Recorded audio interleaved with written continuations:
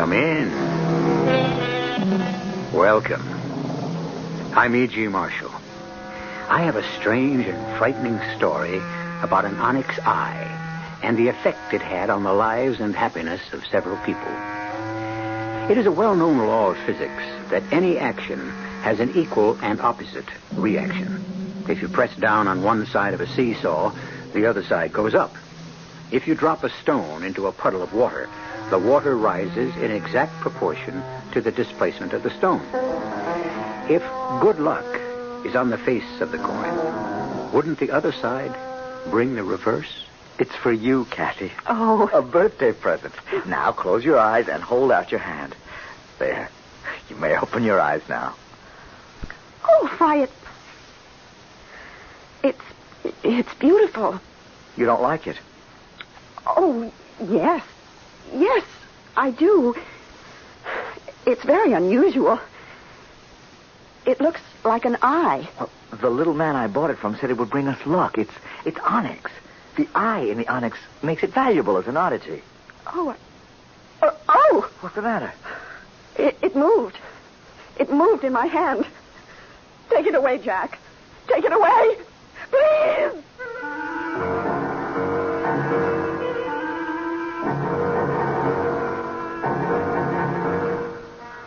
Our mystery drama, The Onyx Eye, was written especially for the Mystery Theater by Sidney Sloan and stars Francis Sternhagen and Michael Wager.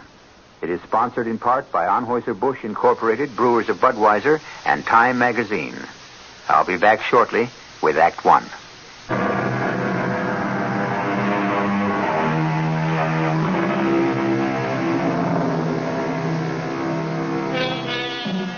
It was a cold, slushy day in January that Jack Evans found himself on the run-down side street in a section of town in which he had seldom been before. He was weary and cold from job hunting, but he knew he couldn't go home and face Kathy, his wife, on her birthday without some small gift. Then he saw it, a little curio shop. He looked in the window at the collection of junk jewelry, second-hand objets d'art, when his eye was attracted to an interesting egg-shaped object, dusty and half covered by other things. He immediately knew that was what he was going to buy for Kathy. Hello? Anybody here? Yes. Can I help you? Oh, I didn't see you. What can I do for you? I haven't much time. I was just about to close. At 3:15 in the afternoon? Young man, I am closing the doors and leaving. I will not return. I have been here for over 60 years. Long enough. Long enough, wouldn't you say? Why, yeah, I guess so. So you will be my last customer, and I will be generous. Name your own price for the thing you want. I haven't made up my mind about anything, but I did notice a white egg-shaped object in the window. Why, yes, how did you know? I knew. I remember my mother had a china egg when she used to darn socks. You know what I mean? Yes. And I thought I'd like to get one for my wife. It's her birthday. Ah, yes. I know it isn't much of a present, but, well, I can't afford more at this time. Oh, it will bring you luck. And if you ask to buy it, I must sell it to you. What? Would you like to see it? I'll take it out of the window. Well, yes, please. Here. Here it is. But I must tell you, this is not a china darning egg. It is onyx. Here, don't drop it. Oh, feels heavy. Heavier than I thought. Turn it over. Good Lord, it's an eye. It looks like an eye. If you still want it, you may have it at your price. Whatever you offer, I must accept. But you must be sure you want it. And all that goes with it. Because you will have it with you forever.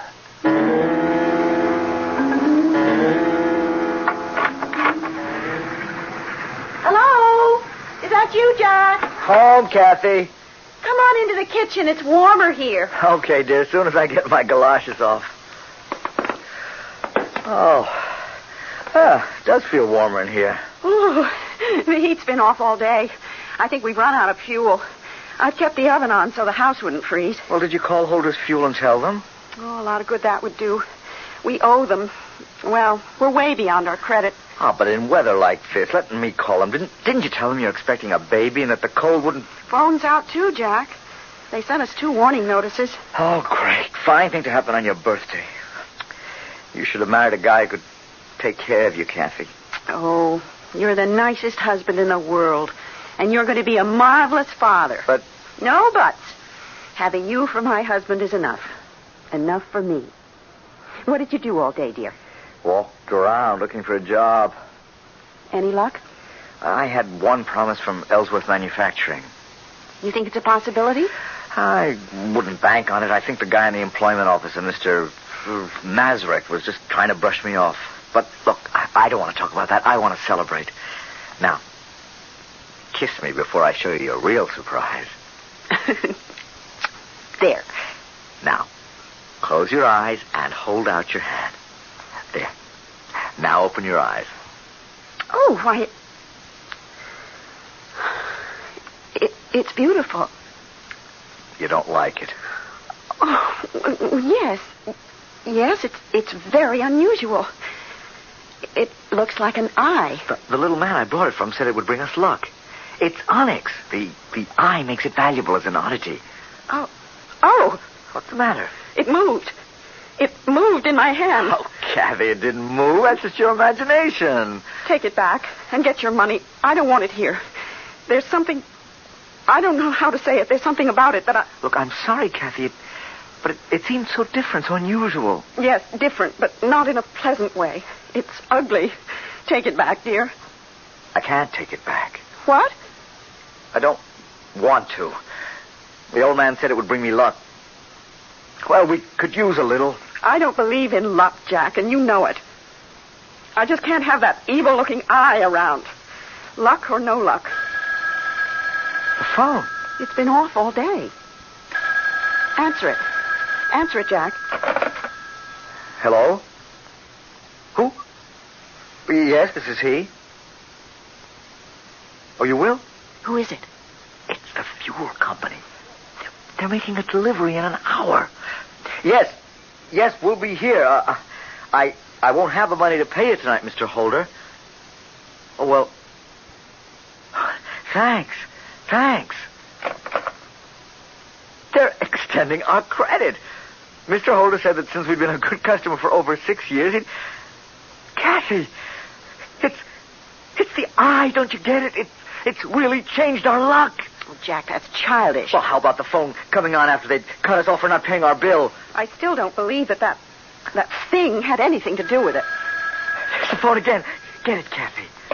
Hello? What? Yes, he's here. Who? Yes, I'll get him. Jack, it's Ellsworth Manufacturing calling. Mr. Mazurek.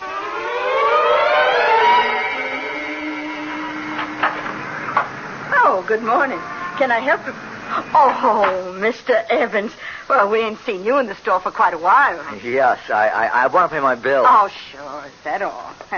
Just a minute. I'll get out the credit book. Sorry to have let it run so long. The bill, I mean. Oh, don't give it another thought. You see, I was out of work. Yeah, so you stayed away. And that was foolish. Now, Harry and me, well, we sized you up as an honest man. Right away, we knew you was okay. The first time you and your wife came in the store. Hey, how's she doing? She have the baby yet? Couple of months more. Oh, the last couple of months seem mighty long. Take it from me. Nah, that's the bill. Let's see. Evans, Evie. Here it is, yeah. $16.85. Part of it was for that baby magazine your wife was getting. Oh, yeah. Well, I can pay it. Just got my first week's pay. Oh, wonderful. You see? Nothing like a baby to bring a couple luck, Mr. Evans. Now, you'll find that Providence provides for a baby. I guess you're right. I'm working for Ellsworth Manufacturing. I'm a foreman. Oh, that's great. Hey, I just thought, why don't you buy a lottery ticket on the state lottery for the baby? It's just $2. And with your luck, I'm sure... I don't want to push it too far, Mrs. Mazza. I got a load of bills to pay before I start taking chances on $1 million to one shot. Well, someone's got to win. Hey, look, I'll put up the money for you. The ticket will be in your name. If you hit, we split. Nothing to lose and everything to gain. It'll be my present to the baby. How about it? Okay, but you're throwing away your money. I never won anything in my life.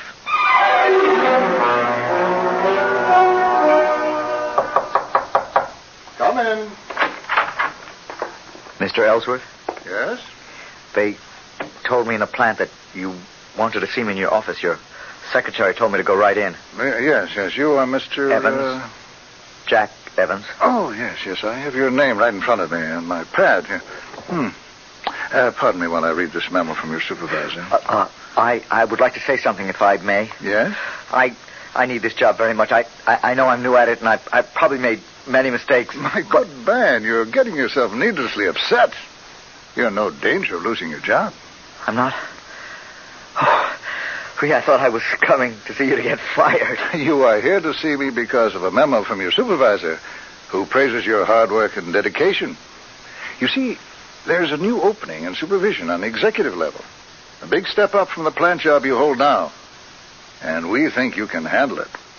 What do you say?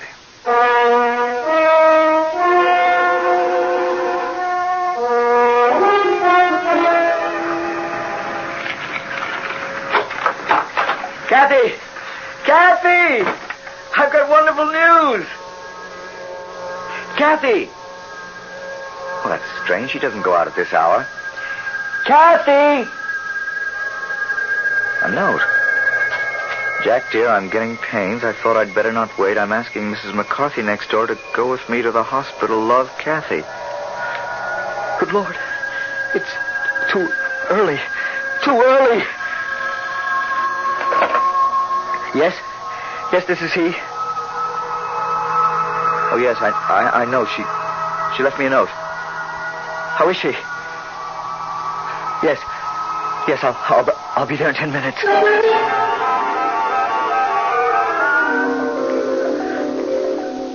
Jack. Oh, Jack, I wanted you near me. I was frightened. I came as soon as I could, dear. Have I had the baby yet? Yes. Yes. Yes, the baby. You've had the baby. It's all over. Is it a boy, Jack? I wanted a little boy. I know you wanted a girl, but we'll have the boy first. And yes. Then... But you're tired now, dear. We'll talk later. You must rest. No, I'm not tired. I want to talk about it with you. I want to see it. When can I see the baby? Kathy, please, try to get some rest. Jack, you're acting so strange. Is something wrong? Darling. The baby. It's dead, isn't it? Oh, Kathy, that I should have to tell you. Oh, my darling. Was it a boy? A beautiful little boy, the doctor said. Well, why? Why did he have to die? I have no answer, dear. Doctor said everything was going fine, even though the baby was premature. He didn't feel there was any danger. Then suddenly the little heart stopped beating. They did everything they could. It was God's will. No, it was that evil thing. That ugly, frightening thing. That eye. Kathy. That eye. Kathy. Get rid of it. Throw it away. I felt its evil presence ever since you brought it home. Oh, darling, if that eye disturbs you, I'll get rid of it. Before I get home, Jack, promise me you'll sell it or give it away. And if you can't, then destroy it. Yes, Kathy, I'll do whatever you say.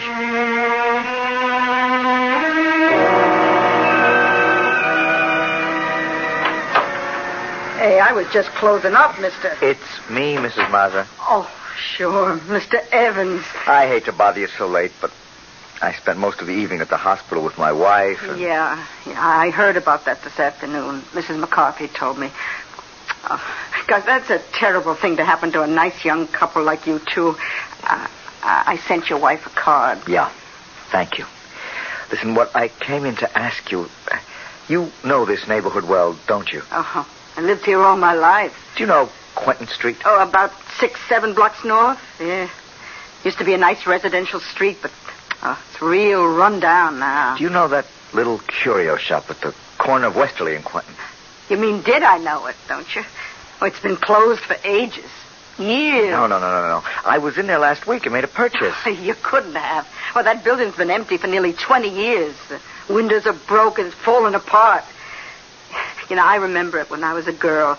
There was an old man. A small old man? Yeah, we were scared of him when I was a kid. But I bought something from him, a present for my wife on her birthday. It was just a few weeks ago. But you couldn't have. Well, the building's been condemned for over 5 years. It's supposed to be pulled down. But he was there, I tell you, in the shop. January 29th, my wife's birthday. Mr. Evans, I seen the ambulance come and take him away. Exactly 20 years ago. I think it was in January, too. He was dead. If you seen him, you saw a ghost.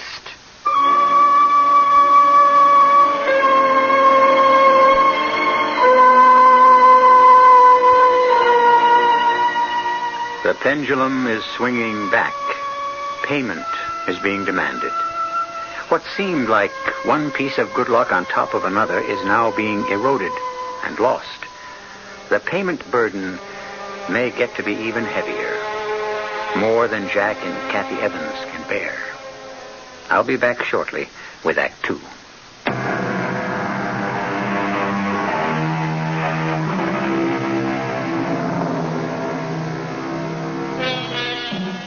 When Jack Evans was told that the little curio shop where he had purchased the Onyx Eye had been closed for over 20 years, he couldn't believe it.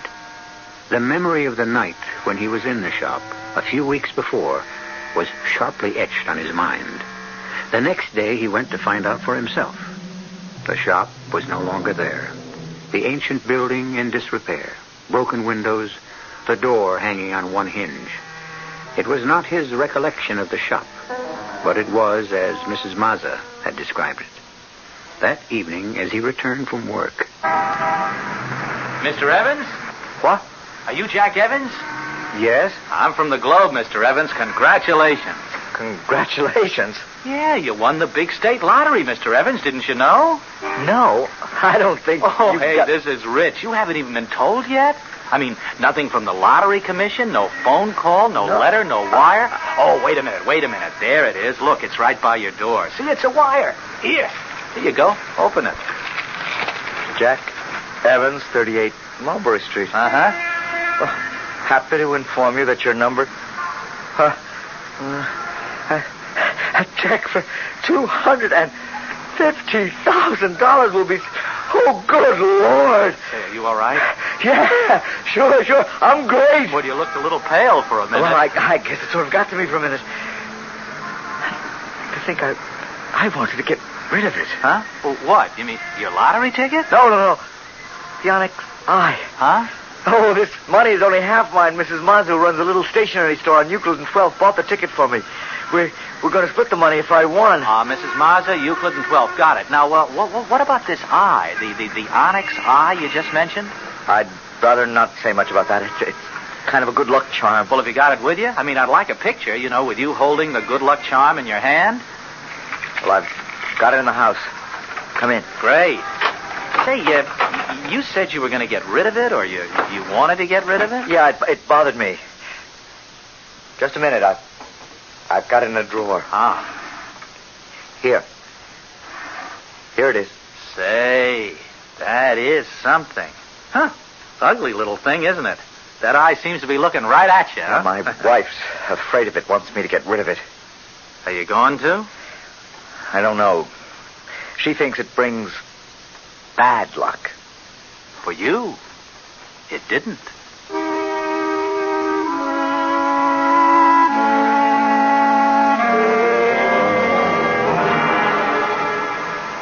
Here we are. Dear, we're home. Yes, Jack, we're home. Up the steps. Yeah. Take it easy. Mm-hmm. Hello. Welcome home. Oh, Mrs. Mazza. Mrs. Mazza volunteered to come over and get the house in order for your homecoming. Oh, that was kind of you, Mrs. Mazza. Oh, nonsense. Don't even say that after what you've both done for Harry and me with your good luck charm. Oh, it's beautiful. so many flowers. The entire room is full of flowers. A coming home present from Harry and me. I knew you'd like them. You shouldn't have been so extravagant. Oh, after what you've done for us, it's nothing. You know what we're going to do with our share of the money? We're going to sell the store and move to a warmer climate, which will be good for Harry's arthritis. Oh, that's a good idea. Mrs. Evans, what are you two going to do with your half? Kathy, Mrs. Mazza was speaking to you. What? Would you pick up the phone, Mrs. Mazza? There on the table. Oh, yeah, sure. Hello? Yes, this is the Evans residence. Oh, just a minute. Oh, Kathy, someone on the phone for you. The man said that the Globe newspaper. Oh, that newspaper reporter again. He called me several times at the hospital. I don't want to speak to him. Oh. Hello? Oh, well, she's busy and can't talk. What? Was she what? Sell? Are you crazy? You asking her to sell her luck? You're out of your mind, mister. Oh, you know, he wanted to buy your Onyx Eye, your luck. Now, how do you like that? Eye? Have you still got that terrible thing, Jack? Oh, Kathy, I haven't had a chance to get rid of it. You promised. You promised, Jack. You swore to me you would get rid of that ugly eye before I came home. You promised me that faithfully in the hospital. Calm down. You mustn't go on like that. You lied to me. You know what misery that thing has caused us. It took my baby from me. Kathy. It killed my baby. Oh, look, Mrs. Evans, if you really mean that, I'll take it. I'll buy it. Yes, it's yours. A present. You don't have to buy it. Give it to her, Jack. Give it to her. Kathy. Get rid of that thing. That evil thing. Or I'll go away. You'll never see me again. All right, Kathy. I'll do anything you say. Here, Mrs. Mazza, I hope it brings you better luck than it has us.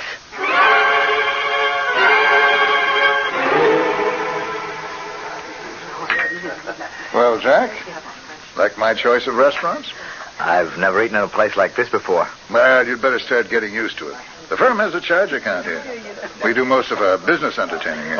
Oh, yes, Peter Fairley told me. That all he told you? Jack, we like you. When you came into that money, when you won the lottery, you didn't change. We all thought you'd buy cars, clothes, jewelry, a new house. But you took it all in your stride. No fuss, no feathers. Made a big impression on the board, I can tell you. I wasn't trying to make an impression, Mr. Ellsworth. We knew that, Jack. We all knew that. You were just that kind of a man. Which brings me to what I started to say a moment ago. Jack, the board of directors has voted to make you an officer of the company. You are now a vice president of Ellsworth Manufacturing Incorporated.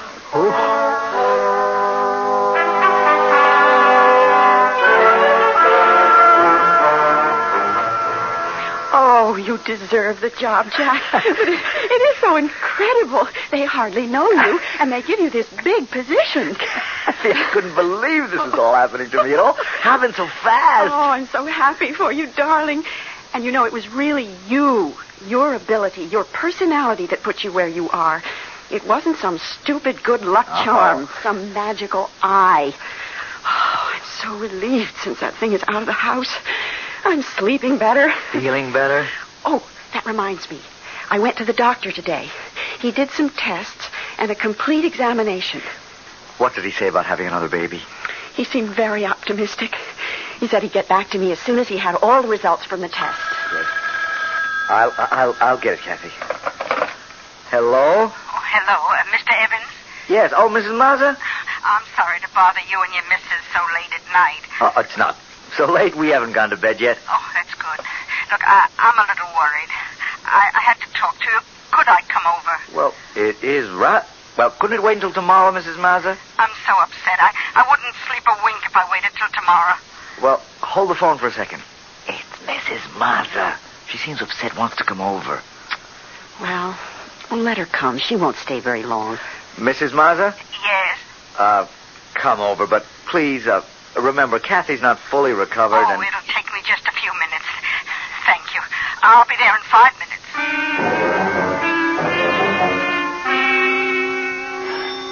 There she is, Jack. Let her in. Okay. I got it. Come in, Mrs. Mazza. Oh, I'm sorry to bother you. No bother for a friend. Come in. Thank you. Hello, Mrs. Mazza. Sit down, won't you? No, I'm only going to stay a minute. I just had to tell you. It's gone. What? The eye. The Onyx Eye. Gone? No. No. Now, Kathy, get hold of yourself. Mrs. Mazza, I think... It's gone, I tell you. I wrapped it in an old piece of chamois in my drawer in the bedroom dresser. Tonight I went to look at it. It was gone, and the chamois was still there. Stolen? Well, what else could it be? What else? It could have come back here. Did you stop to think of that? It could have returned to us. Returned to destroy us. Kathy, that's superstitious nonsense, and you know it. Mrs. Mazza, my guess is that it's stolen. Someone must have known that we'd given it to you. Oh, yeah. I suppose you're right. Oh, what a pity. Harry said that just having it in the house made him feel good. Oh, well, I'm sorry to have bothered you. I'll go now. Want me to walk you home, Mrs. Mazza? It is late. Oh, no, I'm okay. I know the neighborhood. And good night. Good night. You're sure you'll be all right going home alone? Oh, sure. Jack, Sure. look. On the doorstep. What? Oh, my God. It's the Onyx Eye. It's come back. It's come back. Oh, quick, look outside. See if anyone's near. No one. There's not a living soul on the street. It's come back. We'll never get rid of it. You have made an offer, and now you must go through with it. No, we don't want to take it back, please. That is impossible. I cannot take it back. You have made a bargain, and you must hold to your word. Is there no way to be rid of it? I told you, you must be sure you want it, and all that goes with it, it will be with you forever. Wait, oh, man, there must be some way. Jack, darling. Jack. Something that would... You're dreaming, Please, Jack. Listen to me. Wake up. Oh, man, listen. Please. Jack, listen to me, Jack. What? Jack, you're having a bad dream. Oh, Kathy, darling. You were dreaming, tossing in your sleep. Oh, what a nightmare. Frustrating dream. You seem to be talking to someone, Ah. pleading. I was dreaming of that little old man who sold me the Onyx Eye. I begged him to take it back or tell me how to get rid of it. He gave me no answer except that I was compelled to keep it. Forever? Forever. Wait a minute. There's something in the back of my mind. If I could think of what it is, he'd be able... The phone? This hour. It's 4:15 in the morning. Hello? Yes, this is he. Who? St. Joseph's Hospital. Yes. I see. Asked you to call me. Yes, I'll come immediately. Thank you. What is it? Mr. Mazza. Stroke. Mrs. Mazza asked them to call me. She wants me to come to the hospital. It was that thing. Oh, no. That's becoming an obsession with you. Kathy, can't you forget it? Don't you see? Mr. Mazza benefited from the luck, the lottery ticket, and now he's paying for it, as we have.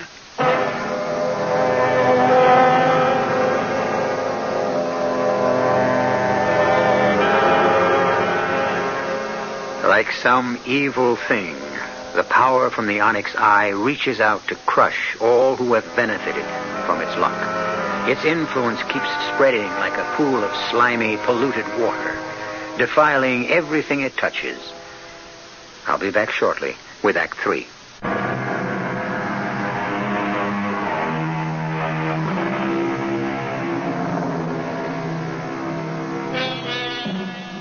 Jack went to the hospital that night and sat waiting with the wife of the stricken man through a long gray dawn.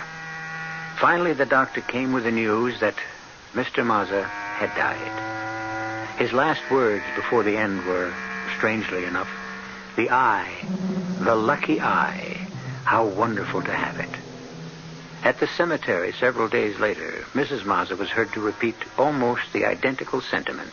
Our Father, which art in heaven, Oh, he was so happy the last few days of his life. Happier than I've seen him in years. Mrs. Mazza, I'm sorry.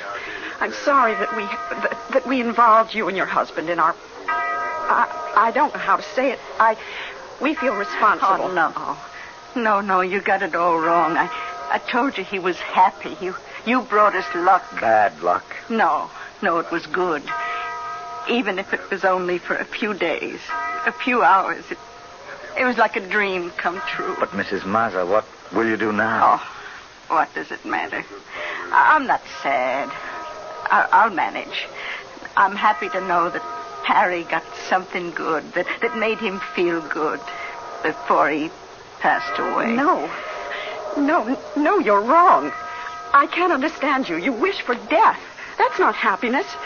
I'd give up everything in this world, everything. All the comforts, even necessities to have my baby with me, alive and warm in my arms, next to my heart. Anything for that. Kathy, people are looking at you, please. Let them look. Let them look. In respect for the dead. I have no respect for the dead, for this stupid ceremony of death, for the soothing words that close your mind and drug you into acceptance. Kathy, please, they're lowering the coffin. Are they? I know something else that should be buried in the ground and covered up forever. This. Aye, you brought it here. To bury it. There. You threw it in the grave. You threw it away. Yes, I'm burying it. Burying it forever.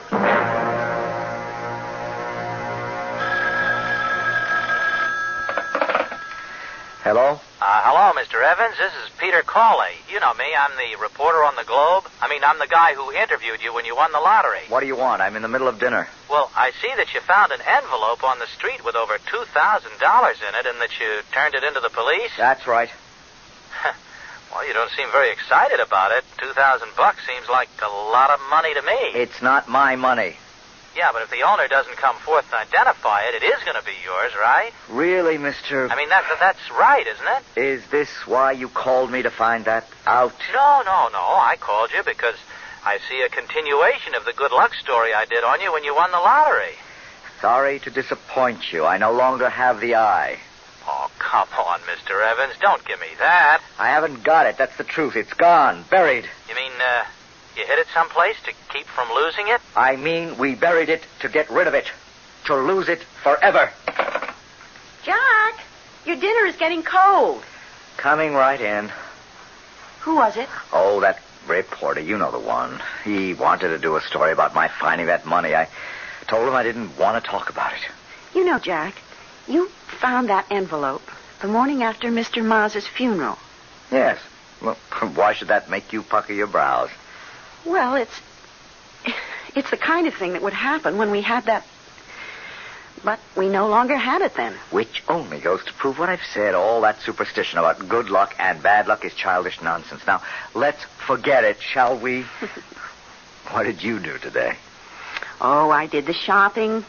Went to the cleaners to pick up your suit. Oh, and I went around to the post office to pick up that parcel. What parcel?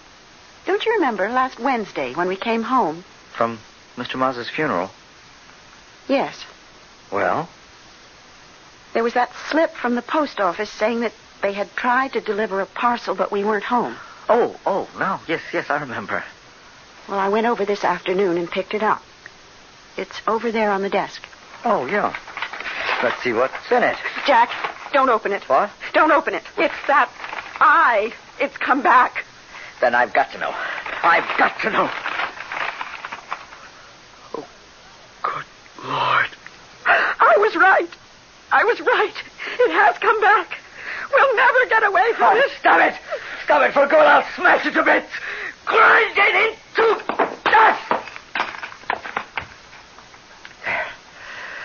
There. It's shattered. We are free of it now.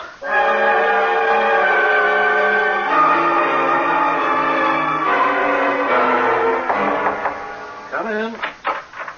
You wanted to see me, Mr. Ellsworth? Oh, yes, Jack. Come in. Sit down. Thank you. Jack, I see you've been having a little trouble. About the lottery ticket? Been in the papers, featured quite prominently. I can say the same thing to you that I told to the district attorney. I did not know the ticket was a forgery. Yes, I know. I have returned my winnings to the State Lottery Commission. Mrs. Mazza has returned her share also. You have behaved very honorably in the whole matter. I myself have said that to the board. This was brought up to the board? It had to be, Jack.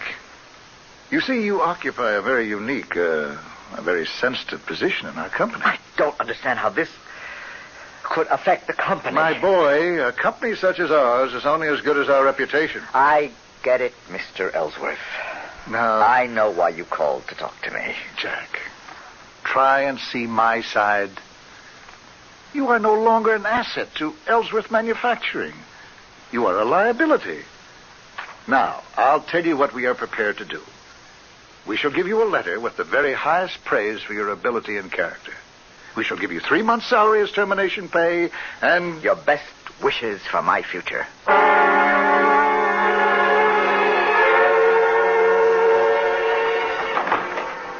Is that you, Jack? Yes, Kathy? I got something to tell you, Jack. Yes? It's not good. I'm prepared for anything. What is it? There's no chance, Jack. We can't have another child. Oh, of course we can, darling. We'll go to another doctor. We'll leave here, start fresh someplace else. Sometimes a change of scene or environment. There's no use. It's happened a million times. Doctors can be mistaken. No, Jack. Nothing will ever be right for us again. Kathy, how can you say that? Look, I'm not giving up. We'll go away. You'll see things will be good again. How could you go? You couldn't leave your job. What job? I've been let go, fired. Oh, Jack. Darling. I knew it. I knew it when I saw. Look, Jack. Look what's on the floor next to the window. Oh, no. No. Your good luck piece. But I smashed it to dust, swept it up, put it in a cloth bag, weighted it, dropped it off at the ferry boat in the middle of the harbor. Look at it. Not a scratch. Not a crack. And that eye. That evil eye glaring at us. How did it get there? I don't know. I didn't see it this morning. And then when the phone rang, I came in here to answer it. And when I finished the conversation on the phone, I saw it.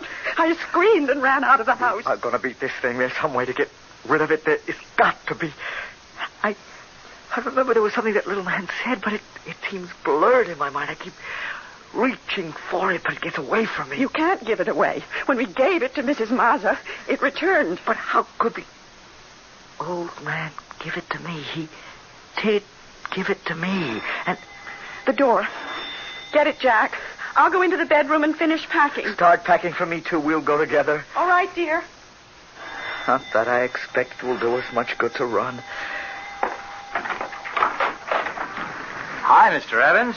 You. Hey, wait, listen. Leave us alone. Can't you stay away from us? No, please, I've got good news. I don't want to hear it. It always turns out bad. Oh, please. Now, don't shut the door, okay? Okay, what is it? Now, first, that money hasn't been claimed. You know the money you found? It'll be released to you at the end of the 30-day waiting period. I won't be here to claim it. Well, why? You going away? Yes. Because you lost your job? That's only part of it. But you haven't lost it. What do you mean? Look, the Globe carried the entire story in this afternoon's edition about how you were innocent and also that it was rumored that you had lost your job with Ellsworth Manufacturing because of the scandal. Yeah, that's about it. Well, 20 minutes after the paper hit the street, the paper got a call from Mr. Ellsworth himself denying the story and saying that the company had never doubted your integrity and all that sort of guff. You know, he told our editor to retract that story tomorrow or face a possible lawsuit. That's very funny. Only hurts when you laugh, huh? You going back to Ellsworth? No, I'm going away. Away from this place for good. You're serious? Dead serious. I want that good luck charm. That Onyx Eye. You don't. I want it. I know what it's done for you, and it could maybe... It's done nothing good for me. We've had nothing but grief and humiliation from it. I want it, and I'll give you $5,000. All I have. I want it. If you offer to purchase, I must accept. That's it.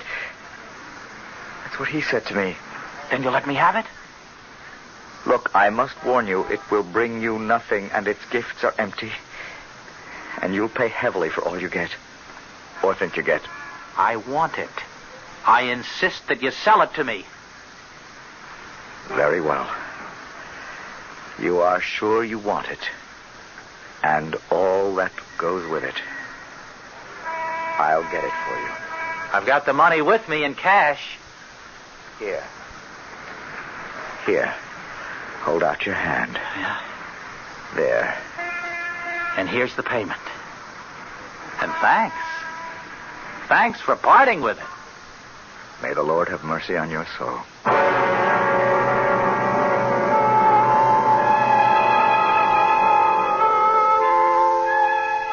And now the Onyx Eye is in the possession of a new owner, a new master. Despite the warning Jack Evans gave him that he would pay for every piece of good luck, pay perhaps with his blood or the happiness of those near him, the new owner steps out into the world clutching the evil talisman in his hand, with his heart full of hope. I'll be back in a moment.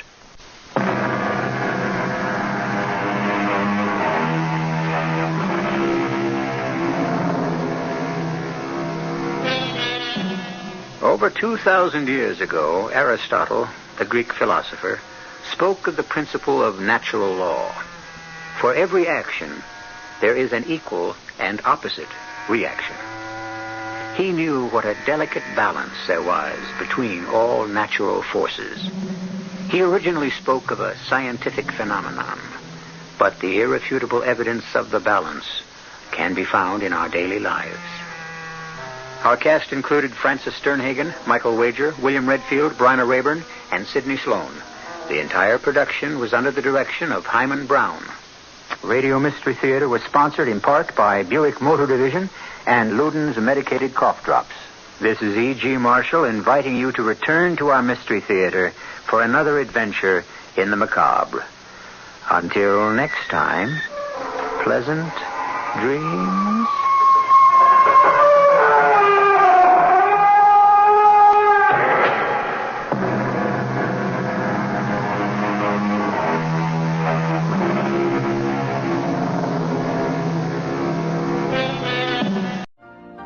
You've been listening to the OTR Gold Network. Find more classic radio at otrgold.com.